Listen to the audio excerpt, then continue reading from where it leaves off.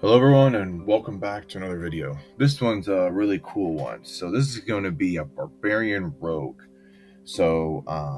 Basically the whole point of this build is just to have advantage and always have sneak attack, but we're going to break it down. So of course, like every single barbarian build I've done, you really have to be a Amethyst Dragonborn. I know I say have to, and you don't have to, but when you get to higher level monsters, it's already been said that in the monsters manual that basically all these high level monsters are doing force damage, and the only way you resist damage and survive as a barbarian is by having resistance, because you're always going to have advantage to hit upon, do the reckless. So you really need that resistance type, and then also you need flight because we are a melee based character. So if there's enemies in the air, we won't be able to hit them. So this race is going to be the go-to race for every single barbarian build going forward.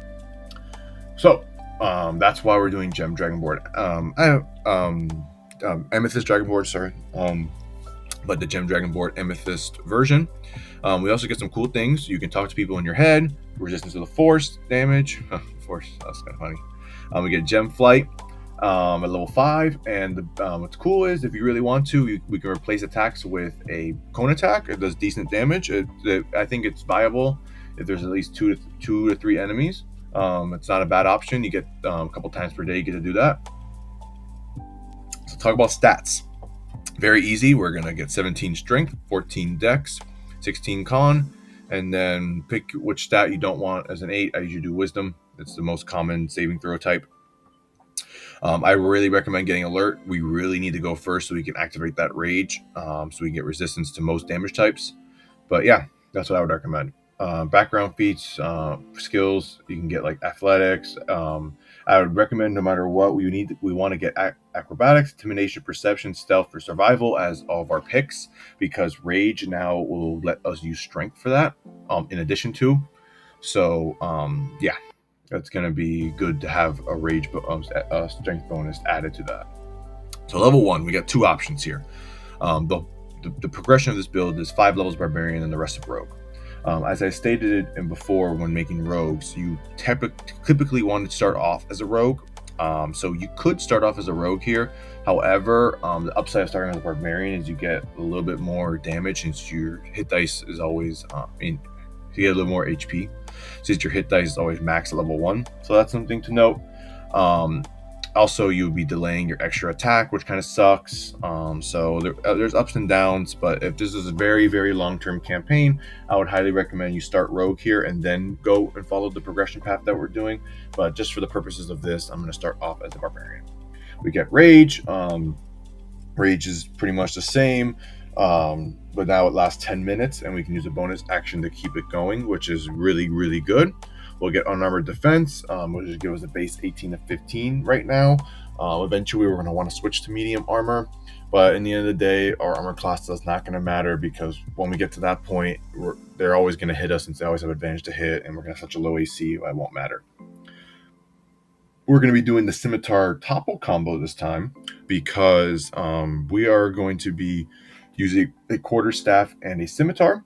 The purpose of this is, you'll see as we go, but we're going to take Polearm Master later on, so we can, instead of using the dual wielder way to get a bonus action attack, we're going to use it through Polearm Master, so we can also have an additional reaction that we can use, which gives us more damage. And we'll I'll talk specifically why we need that reaction later on when we get rogue levels. But so we're always going to have advantage, so we don't need Vex. Vex won't matter, so we just need the Scimitar Nick property to do that free attack every single round. So from level 1, we're going to be able to rage on the big combats, and then hit twice with both our Scimitar and Quarterstaff.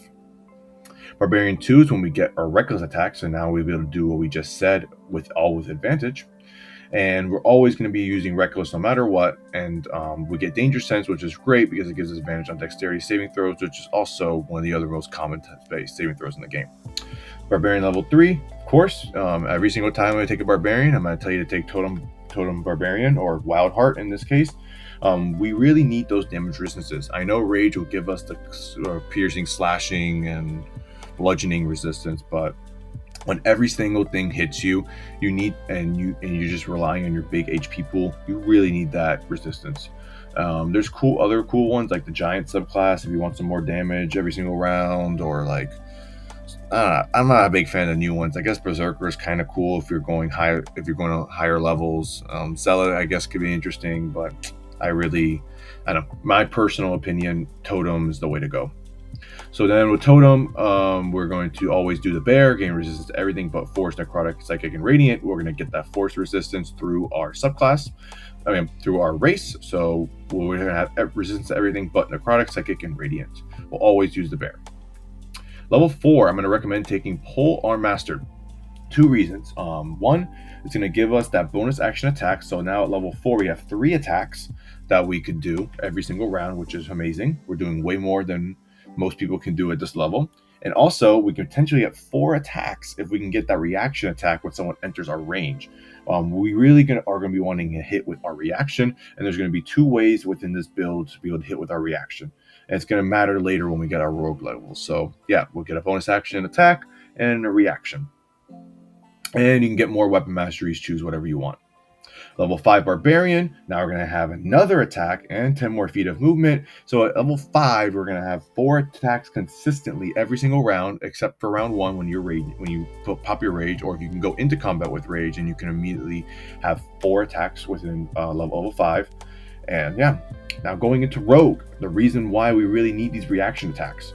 So Rogue 1, we're going to be getting Sneak Attack. So now we can use Sneak Attack with one of our hits once per turn. However, Sneak Attack will be that 1d6 and it'll scale with our Rogue level. So what's going to be good is if we can get that reaction attack off. Sneak Attack is damage once per turn, not once per round. So if we can get a reaction attack off, then we can deal Sneak Attack damage again with the Polearm Master. So that's going to be the tactic. And then we're going to get another feat later on to try to help us get the Sneak Attack twice in a round. But if not, it's still going to give us an additional d6 of damage every single round that scales with our Rogue level. Then we're going to go to Rogue 2. We're never going to use any of these features. I mean, maybe you might use Dash, maybe you might use Disengage. I don't know. Our bonus action is more than likely we're going to be using it for that additional attack. Rogue level 3 is when we get our subclass and we get our Sneak Attack. As the day of recording this video, the Unearthed Arcana dropped a couple days ago, and I actually kind of think the new subclass, Scion whatever, would actually work for this, just because it gives you a damage resistance. So then you can get psychic resistance in addition to of the force that we have from our race, which means we'll be resistant to everything but necrotic and radiant. But nonetheless, this is probably better overall if your psychic damage is rare, unless it's like a Mind Flayer campaign. So we'll up our Sneak Attack and we get a subclass. I'm going to recommend the Assassin just because of advantage on initiative. This right here is such an amazing passive feature for this character, because we really need to want to go as much as possible, so we can get that rage off immediately before we start getting hit, because they're gonna start hitting us immediately since we're in the front line. So I really like that because of that. We don't really, I guess, if we can go first before someone, we don't need to reckless that turn, which is kind of nice. But at the same time, our armor class is so low that I really think we're going to get hit no matter what. That's my mentality. Another option is Soul Knife, which you could do. I don't think Soul Knife got that many buffs, or it just has a lot of cool utility with psychic and psychic abilities and stuff you can do. So I would consider Soul Knife, but I think Assassin Rogue, just with passive advantage, every single initiative, is amazing. And then going on to Rogue 4, which completes the build here, we're going to get Sentinel. So this is what I talked about as another way to use your reaction. So now we're going to have 2 ways to use our reaction. And with this feat, we're going to up our strength again. That is incorrect. I am sorry. This should be to 19, because Polearm Master got us to 18. So we're going to have to take another half feat later on. So Sentinel. The reason why Sentinel is so good is because whenever you're next to someone and they get hit, you can use your reaction to make another weapon attack. Or what's good is this with Polar Master is really good because when someone enters your range, you can then use an opportunity attack to hit them, and then they have 0 for the rest of their turn. Unfortunately, you don't have 10-foot reach because we're doing two-handed, but it could be useful. Maybe you step out of their range or something, and then there's 0 and they can't really move. I don't know. That part is cool, but the main purpose of this is we have 2 ways that our reaction get procced for another extra attack, and then that extra attack can lay on the sneak attack damage, which I think is great. So yeah, this is the build. So let's talk about what the combat strategies and what the build looks like going forward. So we're going to be using Rage, and if you have it set up beforehand, that's great. We're going to apply Sneak Attack to our first damage, and then thanks to Nick, we're going to get 4 attacks, which is amazing. And then we're just going to keep on going. The Scimitar, the Quarterstaff, and then the bonus action attacks, all adding Rage damage, all adding your Strength modifier. You're going to be doing a lot of damage with this and have heavy damage resistances, so hopefully to be able to survive. And then you'll have reliable sneak attack. Every single round will have sneak attack no matter what. And I would say on most rounds, I think you should be able to get that reaction attack, assuming there's somebody next to you. They're not all just going to target you. Some enemy has to hit the other melee character next to you. So I feel like you'll be able to get off your sneak attack very reliably with your either by enemies entering your reach, entering in to join the fray, and you hit them, sneak attack damage, or enemies that are attacking someone else other than you, sneak attack damage. And yeah, that's pretty much everything. What I would do, long-term feat, Mage Slayer. Oh my god, Mage Slayer is amazing. I would 100% get Mage Slayer at your next feat, which I think rogues would get one. No, they get one 6 and 8 or 6 and 10. So whatever. Your next feat, get Mage Slayer. This is going to be amazing for just fighting spellcasters generally, but once per short rest, being able to save, I make that save, is very, very powerful in high level D&D, because at high level D&D, a lot of saver sucks really will just could kill you. I mean, disintegrate, for example. But Mage Slayer is going to be this is the next feat I would get to get your strength to 20, and then from there I would either boost that con or take the tough feat. Both are good options because Constitution would buff your unarmored defense if you don't really end up wearing armor, and tough could be good just for 2 HP every level. Just play around with it. But yeah, you just keep going rogue from this point on. But this character is pretty much done at character 9. It's at its peak at character 9. And it's still good. It's still really good 1 through 5. And there's just a Barbarian. Barbarian is such an amazing early game class.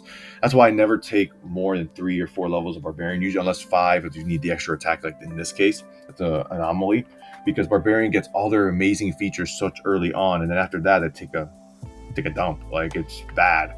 And they tried to fix it now with Brutal Strike and all that stuff, but I think Barbarian, I still think they couldn't fix it. Barbarian just sucks.